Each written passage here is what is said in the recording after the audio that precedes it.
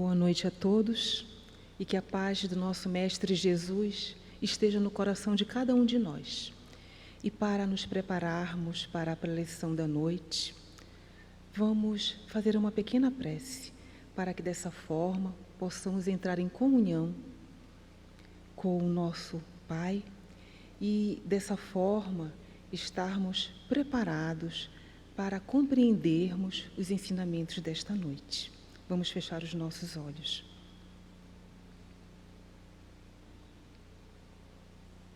Mestre Jesus,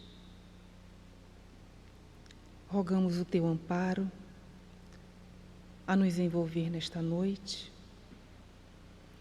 para que possamos compreender os Teus ensinamentos. Pedimos o amparo a envolver a nossa preletora da noite, para que através das Suas palavras possamos compreender os Teus ensinamentos. Fica conosco, Senhor Jesus. A todos uma boa preleção.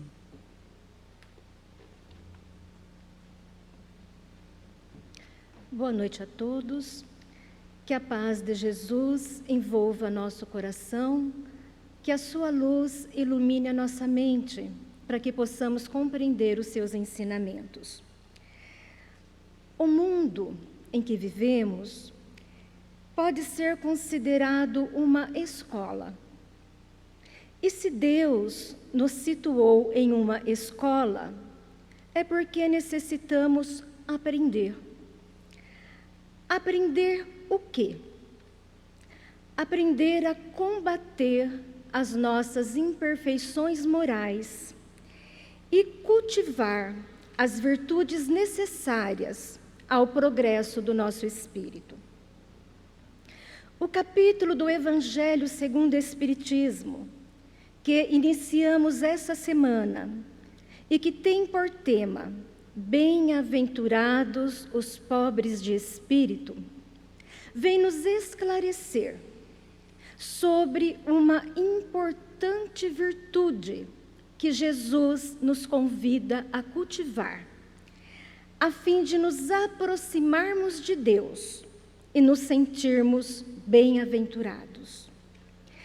Vamos ouvir uma afirmação do nosso Mestre, que se encontra no Evangelho de Mateus, capítulo 5, versículo 3. Bem-aventurados os pobres de espírito, porque é deles o reino dos céus. Vamos procurar compreender quem são os pobres de espírito e por que são bem-aventurados. A quem Jesus se refere por pobres de espírito? Os pobres de espírito para Jesus são as almas simples, singelas, desprovidas de orgulho. São os pobres de pretensão à superioridade, pobres de apego à matéria, às vaidades tolas, às ambições desenfreadas. Por bem-aventurados os pobres de espírito, Jesus nos convida a trabalhar para conquistar a simplicidade do coração e a humildade do espírito. A humildade é a ausência do orgulho. Por isso, para alcançar essa meta, importa combater o orgulho, que ainda faz parte das nossas imperfeições. Mas para combater algo, necessitamos de uma motivação. Por que é importante combater o orgulho? O orgulho nos prejudica espiritualmente. Por quê? O orgulhoso tem autoconceito de si mesmo, considera as coisas divinas os poderes invisíveis, indignos da sua atenção. O orgulho afasta o ser da busca pelo conhecimento das leis divinas que regem a nossa existência. Afasta a criatura do Criador. Constitui, portanto, um obstáculo que impede o nosso crescimento espiritual. Porque aquele que não aceita a existência de um ser superior governando a sua vida, não acredita na imortalidade da alma, não busca conhecer o objetivo divino da nossa existência no mundo, não reconhece a necessidade do seu melhoramento, vive como consequência apenas para conquistar os prazeres da vida terrena e perde, não aproveita a oportunidade bendita da reencarnação para trabalhar pelo seu futuro melhor. Quais as consequências do orgulho para o espírito imortal? No Evangelho de Lucas, capítulo 14, versículo 11, Jesus nos fala das consequências, quando diz: todo aquele que se exalta será humilhado, e todo aquele que se humilha será exaltado. Onde será humilhado ou exaltado? No mundo dos homens? Não. Ele fala da condição do espírito no plano espiritual. A doutrina espírita nos esclarece a respeito da continuidade da vida após a morte. Todos nós, um dia, iremos retornar ao plano espiritual, onde cada um se sentirá exaltado ou rebaixado. Ou seja, onde nos sentiremos mais ou menos felizes. Os orgulhosos que se elevam na terra e consideram-se ricos do seu saber, dos seus bens materiais, da sua beleza, ricos do seu poder, de sua força, chegarão ao mundo espiritual desprovidos disso tudo.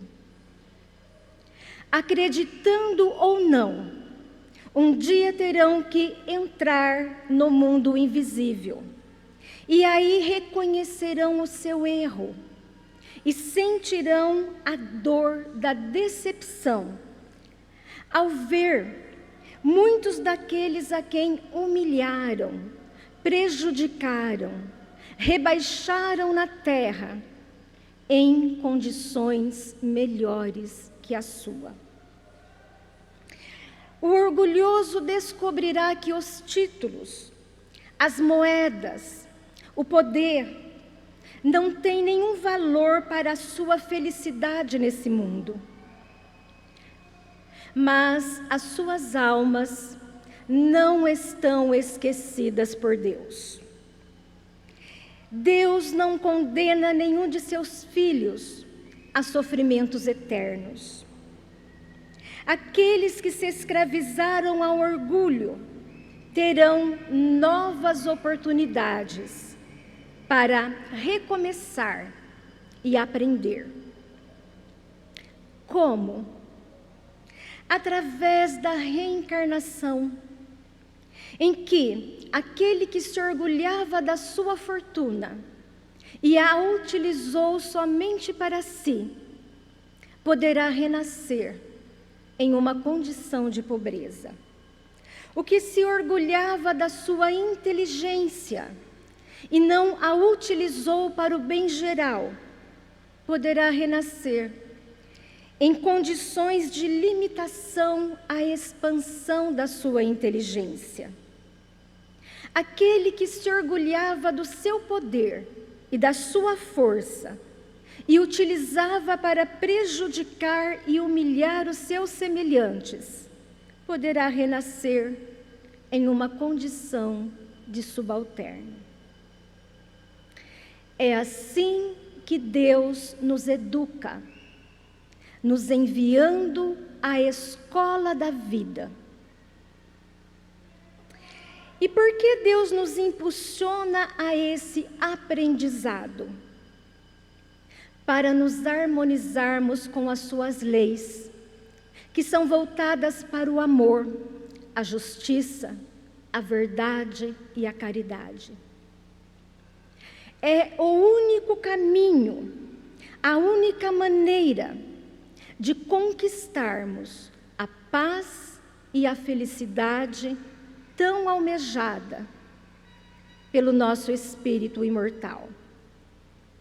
É assim que, ao longo das várias existências, pouco a pouco, vamos nos libertando das imperfeições que nos fazem pretensiosos. Vamos despertando para a necessidade de cultivar a humildade, para conquistarmos um futuro mais feliz. Mas Deus não nos deixa sozinhos nessa escola. Envia um mestre para nos ensinar a evitar novos erros e novas dores. Jesus.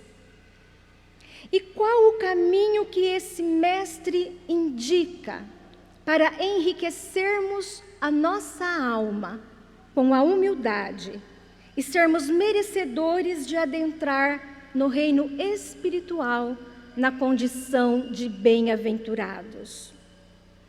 Vamos ouvir um importante ensino do nosso mestre, que se encontra no Evangelho de Mateus, capítulo 18, versículos de 1 a 5.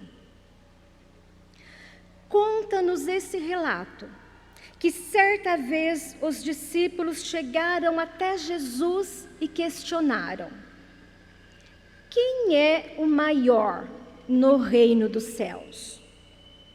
Jesus, chamando um menino, o pôs no meio dele e disse: na verdade vos digo, que se não fizerdes como meninos, não entrareis no reino dos céus. Todo aquele, pois, que se humilhar e se fizer pequeno como este menino, esse será o maior no reino dos céus. Vamos procurar compreender o que o mestre quis nos ensinar. Por que é necessário se assemelhar a uma criança para ser maior no reino dos céus? O que a criança tem de especial? A criança é pobre de pretensão à superioridade. Não procura se impor pelo domínio do poder ou da força. Não faz questão de mostrar-se perfeita, completa. Reconhece a sua fraqueza, a sua limitação e a sua necessidade de amparo. Do ponto de vista espiritual, pobres de espírito é aquele que reconhece a sua pequenez diante do Criador e condutor da nossa vida. Reconhece que sozinho é incapaz de dar conta de seus tormentos e se dobra diante daquele que pode protegê-lo, ampará-lo, fortalecê-lo. Esse reconhecimento é o primeiro passo para abandonarmos o orgulho. Mas ainda há outros passos a seguir para a conquista da humildade. Nos assemelharmos a uma criança com o coração de aprendiz, o desejo de aprender. O primeiro dever de um aluno no processo educativo é reconhecer a sua carência. O humilde é aquele que reconhece que não sabe tudo, não sabe todas as coisas, procura ouvir, entender, buscar respostas. Em nossa jornada, é nos momentos difíceis que mais buscamos respostas. Não estou compreendendo o que está acontecendo em minha vida. É o momento em que dizemos: Senhor, me ensina. Me ensina a amar. Me ensina a perdoar. Me ensina a ter fé, ser piedoso, purificar meus sentimentos. Me ensina a ser paciente. Me ensina a vivenciar os seus ensinamentos, para que eu possa encontrar a paz dentro de mim. É nesse momento que a humildade nos torna receptivos para adquirir os mais preciosos tesouros da vida. Estaremos preparados para que os ensinos de Jesus encontrem aconchego em nosso coração. Por essa razão, os vencidos do mundo, as almas sofridas, cansadas, ouvem com maior facilidade o chamado do alto, a voz de Deus. Aceitam com docilidade os ensinos de Jesus. A humildade nos faz reconhecer que somos simples espíritos em aprendizado na escola terrena. E esse reconhecimento nos leva a lutar pelo nosso melhoramento e avançar na marcha do progresso. E Jesus coloca outra condição necessária àquele que busca aprender com Ele a ser humilde de coração. Vamos ouvir sua recomendação que se encontra no Evangelho de Mateus, capítulo 20, versículos de 26 a 28. Aquele que quiser ser o maior, esse seja o vosso servidor. Assim como o Filho do Homem, que não veio para ser servido, mas para servir. Com esse ensino, o Mestre nos fala da importância de nos colocarmos a serviço do Criador. Como? Vivenciando o conhecimento adquirido. Jesus nos ensina com seu próprio exemplo que a humildade é o sacrifício do interesse pessoal pelo bem geral. Servir a Deus irá exigir de nós o sacrifício do nosso orgulho. Quando, por exemplo, rogamos a Deus para que a paz e a harmonia se faça em nosso lar e nos colocamos como instrumentos para que isso aconteça, colaborando nos afazeres, na organização, na harmonia, agindo com boa vontade, respeito, paciência, tolerância, bom ânimo, gentileza, o cuidado com a maneira de falar, o cuidado com o tom de voz. Servimos a Deus naquela hora em que aprendemos a nos calar, para que a paz e a harmonia reine em nosso lar, no ambiente de trabalho, com as pessoas com as quais convivemos, porque compreendemos que a paz e a harmonia é mais importante do que o nosso orgulho. E os espíritos superiores reforçam esse ensinamento quando dizem: a fé na vida futura e na justiça divina nos faz suportar com humildade tudo o que possa reduzir o nosso orgulho, compreendendo que aos olhos de Deus é preferível ser ferido do que ferir, suportar uma injustiça do que cometê-la. Mais vale ser enganado do que enganar.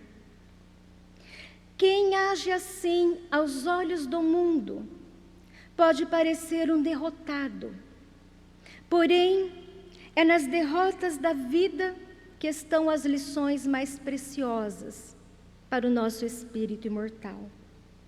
Porque aprendemos que para servir a Deus é preferível sofrer do que causar qualquer sofrimento, por menor que seja, em nosso semelhante, independente da raça, da cor, da cultura, do gênero, da crença religiosa ou da condição social.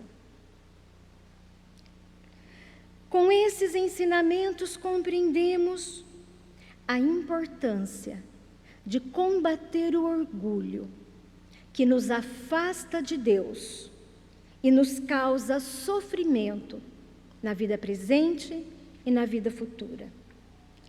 Aprendemos a necessidade de cultivar a humildade, que enriquece a nossa alma e nos aproxima de Deus.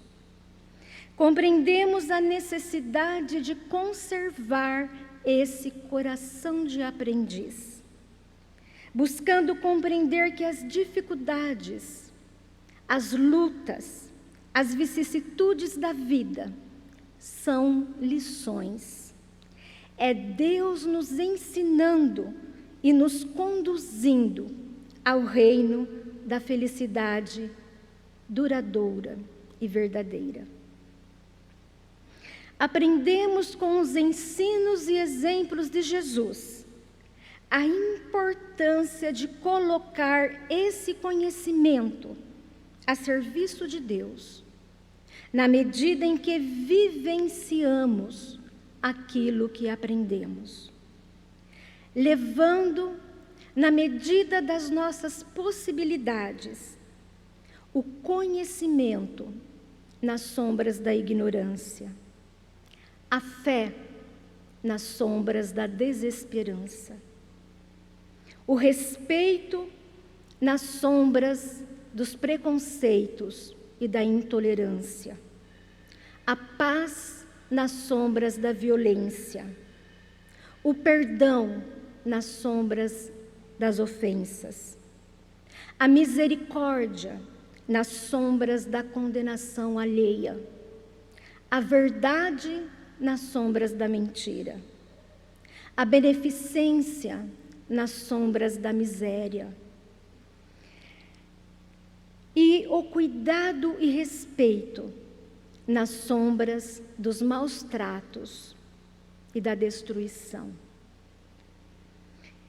e a esperança nas sombras das aflições.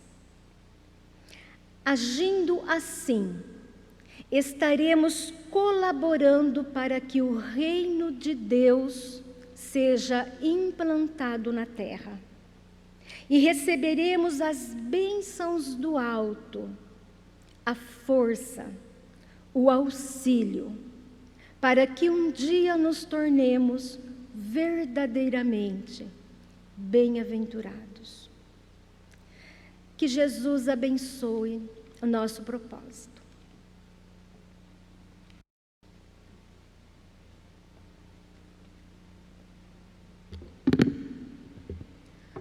Após ouvir a preleção, que com certeza trouxe para nós importantes ensinamentos do Evangelho do Cristo, nós estamos preparados para fazermos a nossa vibração da noite.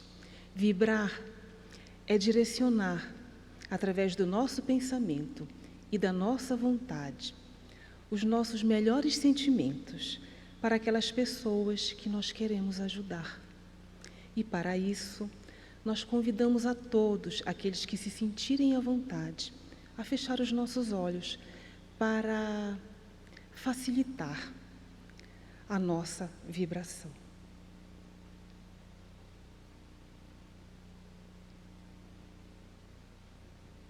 E com o nosso pensamento elevado a Deus, nosso Pai,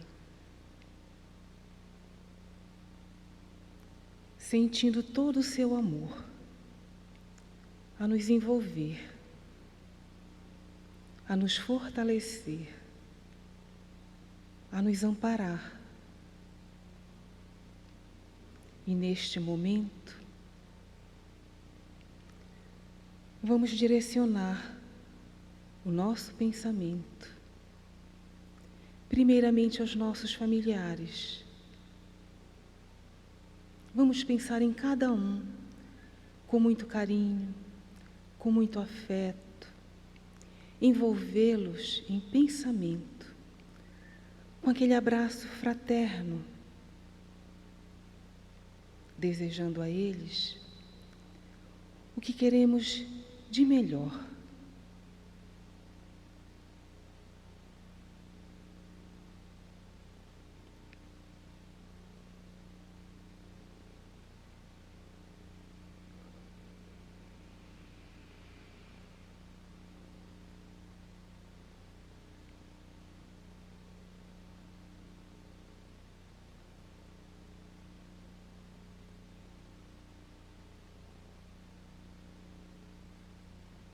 E agora, cada um de nós, trazemos alguém em nosso pensamento, ou algumas pessoas, que nós queremos ajudar. Vamos direcionar os nossos pensamentos até eles, envolvê-los com aquele abraço fraterno, carinhoso, desejando a eles o que nós queremos de melhor.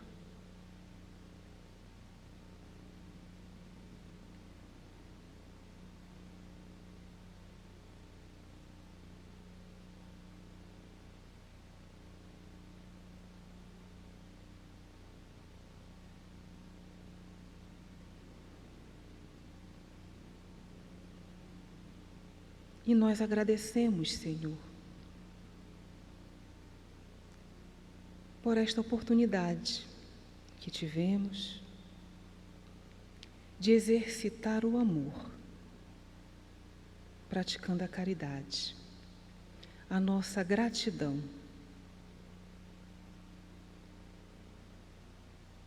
E a nossa gratidão a todos por ter nos acompanhado nesta noite, desejando a todos uma excelente noite e que Jesus abençoe a cada um de nós. O nosso muito obrigada.